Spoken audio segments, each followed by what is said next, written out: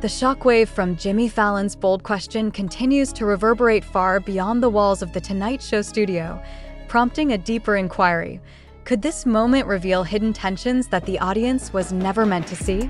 Or are viewers simply responding to the illusion of conflict shaped by selective camera angles, trending clips, and emotionally charged captions circulating across TikTok, YouTube, Twitter, and various online platforms?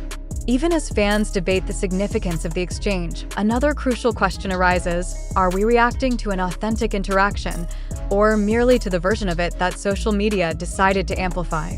Each replay of the clip invites a new interpretation. Some viewers argue that Fallon's delivery carried an unusual sharpness, a tone that suggested he was intentionally pushing Jin into a corner. Others note that Jin's composed yet visibly startled expression hinted at a genuine moment of discomfort. But should these brief reactions be taken as evidence of hidden conflict? Or could they simply be natural responses to an unexpected question, magnified by fans' speculation and algorithm-driven virality? At what point does interpretation turn into assumption, and assumption turn into manufactured drama? The debate grows more complicated when considering where most viewers encountered the moment. The clip first spread through short edits on TikTok and Twitter, platforms designed to prioritize engagement over context. Some videos were cut to intensify the tension, focusing only on Jin's paused expression or Fallon leaning forward before delivering the provocative question. But if these edits emphasize shock over accuracy, can audiences truly claim to know what fully transpired in the studio? And more importantly, are media consumers aware of how easily perception can be shaped by a few seconds of selective footage? As reactions poured in, it became clear that the audience was divided. Some praised Fallon for daring to touch a topic often tiptoed around by other hosts. Others condemned him for crossing a line, questioning whether he exploited Jin's popularity for momentary ratings gain. But amid the noise, an underlying question persists. Is this outrage organically arising from fans, or is it strategically fueled by media outlets, fan accounts, and content creators seeking attention? After all, sensationalism thrives on conflict, real or perceived. This raises yet another point worth examining. For an incident to be labeled controversial, must the controversy be genuine? Or is it enough for online communities to declare it so? When a single moment becomes dissected across thousands of timelines, the truth becomes tangled with interpretation. Are viewers responding to what actually happened, or to the emotional ripple effect created by viral commentary? And how much responsibility do audiences bear in perpetuating narratives that may or may not reflect reality? The deeper we analyze this moment, the more it reveals about modern media consumption. Many fans admitted they never watched the full episode. Instead, they relied entirely on circulating clips, reaction videos, or captions written to provoke outrage. This prompts a pressing question. How often do audiences accept the loudest version of a story rather than the most accurate one? And in the case of Jin's interview, did the heightened drama come from the interview itself, or from the digital ecosystem that thrives on amplifying tension? Even the sources of the information circulating online demand scrutiny. The incident has been reshared across TikTok edits, YouTube breakdowns, Twitter threads, and fan-run news pages, each with its own framing, bias, or emotional agenda. The lack of direct, verified statements from the show's producers or Jin's agency further complicates matters. With limited official clarification, how can viewers confidently determine which interpretations reflect truth and which are shaped by speculation, assumption, or deliberate exaggeration? This is why critical thinking becomes essential. Before embracing any narrative, whether portraying Fallon as provocative or Jin as pressured, audiences must pause and ask themselves, does this interpretation align with verified information? Are my reactions influenced by personal attachment to the artist or by online sentiment? Is the available evidence sufficient to justify the conclusions being drawn?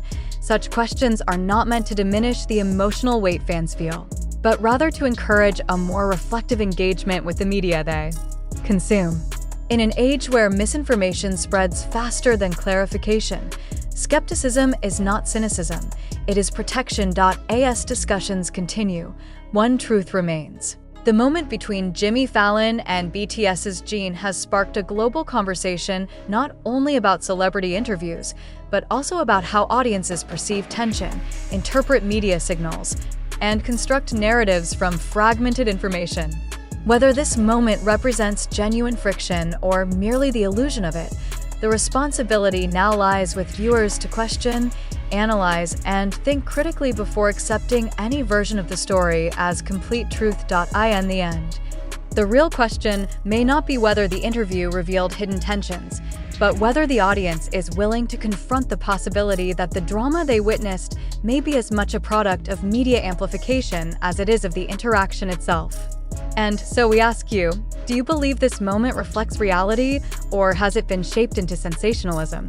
Are you reacting to fact or to the captivating power of a well-edited narrative? The choice and the interpretation belongs to you. As the debate surrounding the Jimmy Fallon versus BTS Jin moment intensifies, the public is now confronted with a far more uncomfortable question. Do we genuinely understand what happened? Or are we responding to a narrative constructed for maximum emotional impact? This is not merely about a single interview, it is a reflection of how modern audiences consume, interpret, and often distort information. And so, the pressing question becomes, are you reacting to reality or to a version of reality engineered by the mechanisms of media sensationalism? Consider how this moment first reached your screen. Did you watch the full interview, or did you see a short clip circulating on TikTok or Twitter? Was the clip edited? Was the caption inflammatory? Did the content creator benefit from framing the interaction as tense, explosive, or controversial? If so, could your emotions have been guided not by Jin or Fallon, but by the intentions of someone who needed views, shares, and engagement? This is where critical thinking becomes not just important, but essential. If a single edited moment can spark global debate, then we must ask ourselves, how many of our conclusions are based on actual evidence, and how many are built on digital illusions? The truth is that every platform, whether TikTok, YouTube, Instagram, or Twitter, operates on algorithms designed to push the most dramatic content to the top. This means that even if the interview is ordinary, the content you saw was carefully curated to evoke a reaction from you. Does that not make you wonder whether the controversy itself was manufactured, intentionally or unintentionally? It is also crucial to question the motivations behind each piece of content.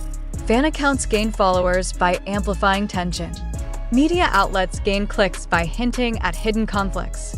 Reaction channels gain views by magnifying emotional moments.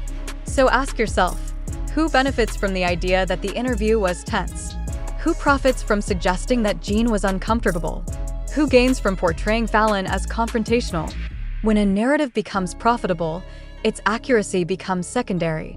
The question then shifts from what happened to who shaped what we think happened, and more importantly, why did we believe it so quickly? This leads to another uncomfortable but necessary reflection. Did you want the moment to be dramatic? Fans often develop strong emotional attachments to idols, and these attachments can intensify reactions to even the slightest perceived threat. When Fallon asked his bold question,